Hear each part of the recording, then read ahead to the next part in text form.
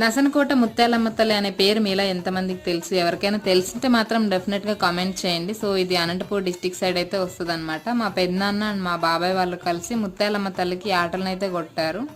ముత్యాలమ్మ తల్లి మా ఇంటి కులదేవత. సో వీటినైతే జ్యోతులు అని అంటారనమాట. ఆ ఇంటి ఆడబిడ్డలు ఈ జ్యోతులను అయితే మొయ్యాలి.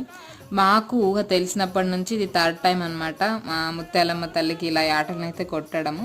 ముత్యాలమ్మ తల్లి నిజంగా చాలా చాలా మహిమగల తల్లి అని అంటారు. మనకి గుడి చాలా చిన్నగానే ఉంటుంది, కానీ అక్కడికి వెళ్తే ఏదో తెలియని పాజిటివ్ ఫీలింగ్ అయితే వస్తుంది అనమాట.